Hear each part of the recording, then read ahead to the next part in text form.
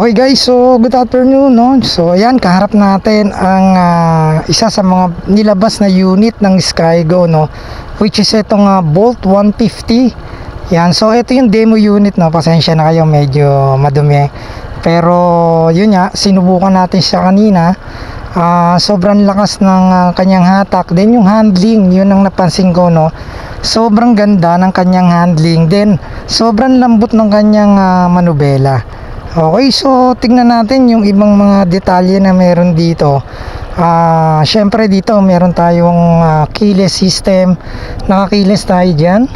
Then dito yung kanyang pindutan ng kanyang fuel and seat. Then dito, kung makikita nyo naman, sobrang laki ng kanyang panel. So mas malaki pa sa cellphone. Yan, kung titingnan nyo. So naka-colored siya, no? Yan na panel. Then yung kanyang ilaw dito, kung makikita nyo, yan. So naka LED tayo dyan.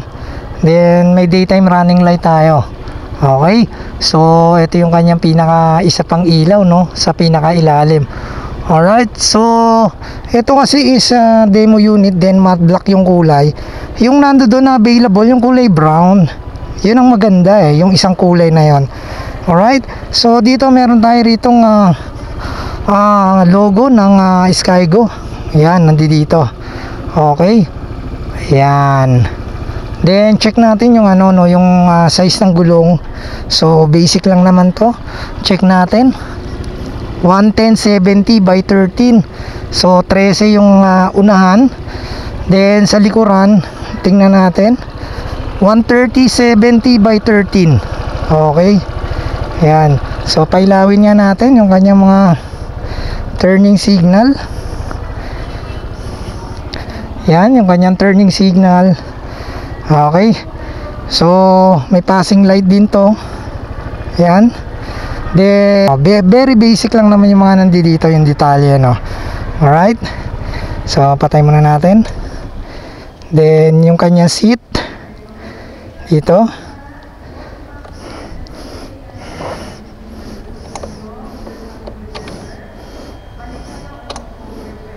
Yan. So yung compartment, sobrang laki. Yan, tingin ko lang naman, mga document lang ang pwede nyo may lagay dito. Okay, siguro half face helmet kasya, pero full face helmet hindi kasya rito. Then yung kanyang grab, very stylish din, no, kasi putol. Yan.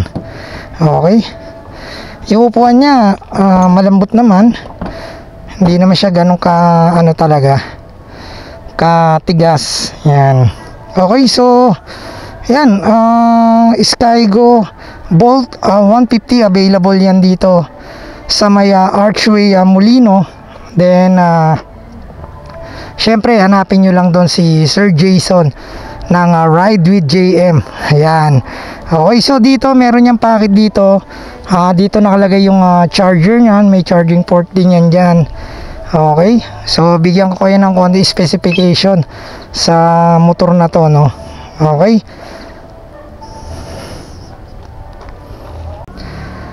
okay guys, so para sa specification ng motor na to, no, meron tayong dimension na 1960 by 770 by 1340 para dito, no. So meron tong wheelbase na 1370 at may dry weight na 141 kg. Okay, so ang kanyang seat height 750. Yan, medyo mababa tong seat height na ito, no. Fuel tank capacity 13 liters, single cylinder. Syempre naka water cooled tayo dyan, and naka 4 stroke single cylinder. Yan, kaya medyo tipid na tipid talaga yan. Tapos naka FI pa yan, no. Okay, so ang cooling system, water cooling. Syempre meron tayong boring stroke na 57.3 by 57.9 na may engine displacement na 149.3 cc to be exact para dito sa motor na to. Compression ratio 10.61. Yung max power 9.0 at 8,500 RPM na may max torque na 11.8 Newton meter at 5,500 RPM. Okay, so naka-disc brake tayo dyan, harap at likod. Kaya ano pa ba nga hanapin nyo sa motor na yan? Kaya pala yung kaka-deliver lang doon is pour out na rin, no? Marami na rin mga kumuha. At sadya nga palang napakaganda ng nilabas na Bolt 150 na Malamaxi scooter ang dating. Malamaxi scooter ang itsura. Yan. So dito silipin pa natin, no. Yan, naka dual suspension tayo rito sa likuran. Cordial ang tatak ng gulong, no. Okay? So para sa presyo nito mamaya ipopost natin sa dulo ng ating video para malaman nyo kung magkano. Okay? Then dito yung likuran niya talagang grabe, no. Parang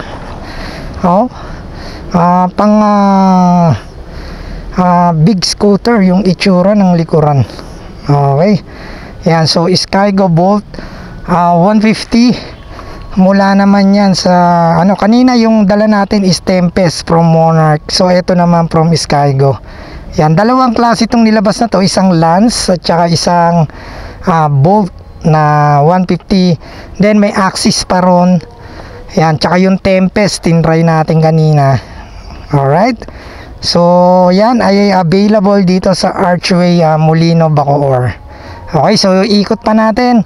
Basta yung ating first impression kanina, sobrang lakas ng hatak niya, sobrang ganda ng handling niya.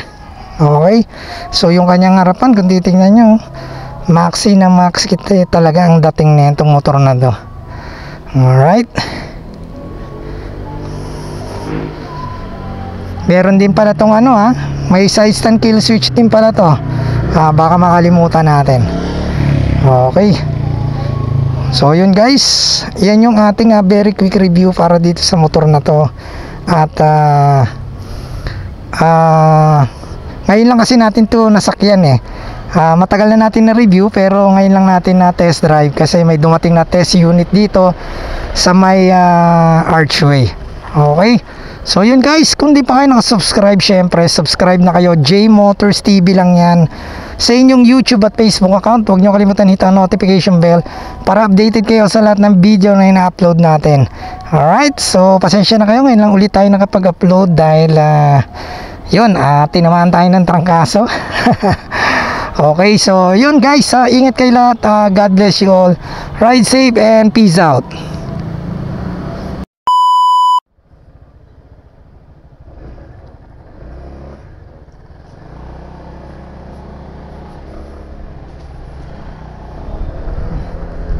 Alright guys, so para sa ating first impression para dito sa Bolt 150, grabe, ang ganda ng handling nito.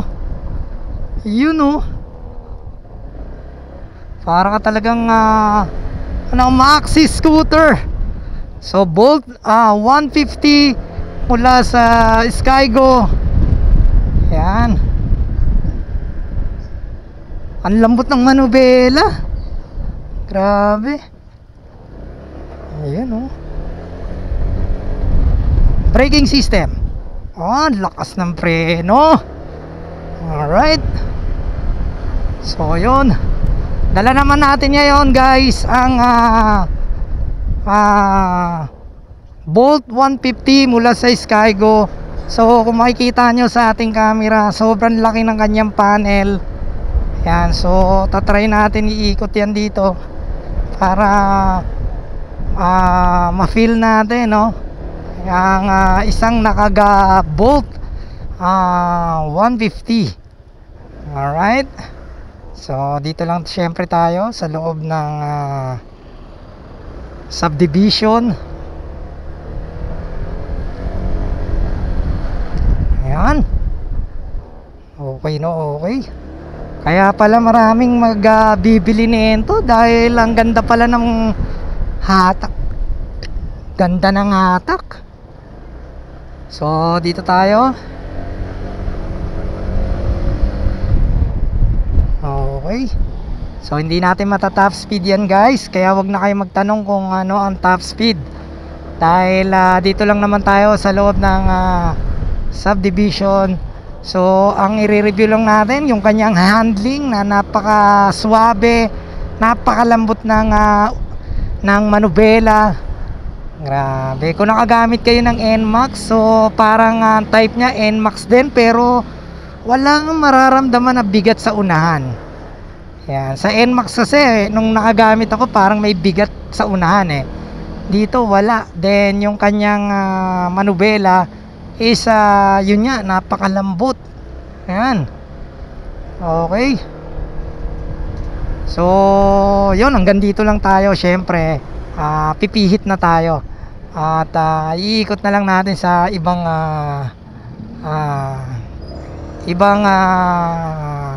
lugar. Okay.